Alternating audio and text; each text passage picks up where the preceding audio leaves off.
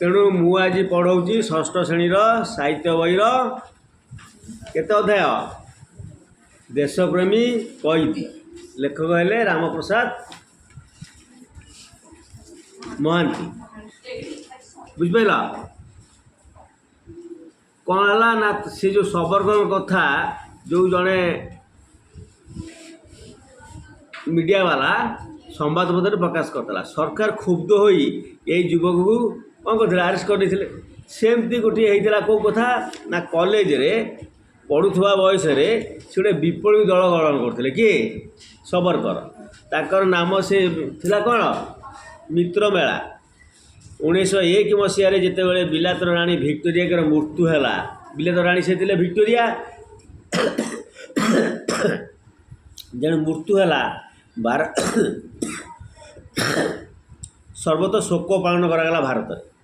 किंतु मित्रमेलार सदस्य मैंने शोक दिवस पालिले ना जो मित्रमेला किए करते सबरकर करते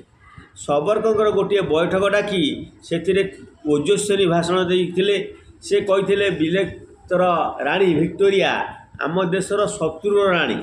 आमे कहीं वियोग शोक प्रकाश करवा बुझिपाल तांको भाषण संवादपत्र प्रकाश पाइला सरकार क्षुब्ध हो युवक को कॉलेज रु बाहर करदे है सेते देश में बरण्य नेता था लोकमान्य बाळ गंगाधर तिलक यही संवाद पढ़ी मुखर बाहरी पड़ा महाराष्ट्र कौन शिवाजी पुनर्जन्म है यार केते वर्ष परर कथा दिने सबरकर लोकमान्य तिलक ठारू एक वार्ता पाई साक्षात करने गले ताकर पाद स्पर्श करी स्वदेश काम करने लगी आशीर्वाद भिक्षा कले सेते बेलू देश में स्वाधीनता आंदोलन आरंभ होता है विदेशी द्रव्य व्यवहार न करने गांधीजी आह्वान दे था कहीं विदेश द्रव्य ग्रहण के कर नाना स्थान में बिलाती वस्त्र पड़ा जाए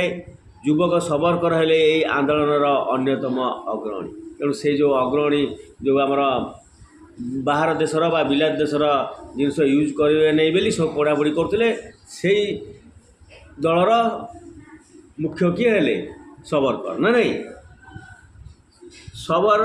कॉलेज शिक्षा शेष कर सबरकर आईन अध्ययन पर लंडन गले जो कॉलेज पाठ सरीगला तेणु से आईन पढ़ाई लंडन गले सेठारे से भारत मान को पराधीन श्रृंखल मुक्त करने स्वप्न देखता बिलातर संगठन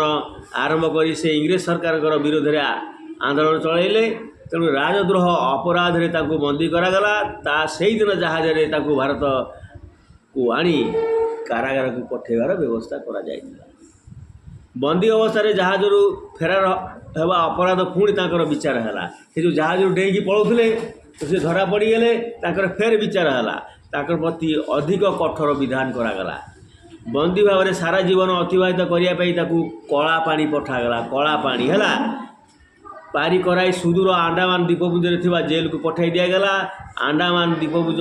बंगोपसागर मध्य अवस्थित से जो कारागारटा जो आम बंगोपसागर अच्छी सागर मझीरे से कारागारटा अवस्थित बंदी अवस्था जहाज है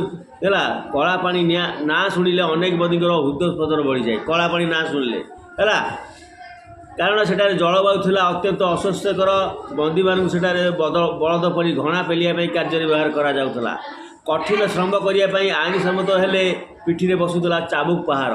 तृषा मेंटेन करने जल मागिले मिलूला प्रहार जड़े प्रत्येक 15 सेर तेल पेड़ापी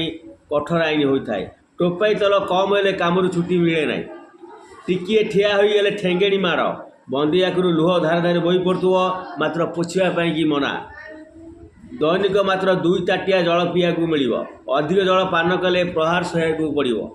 स्नान तो स्वप्नर कथा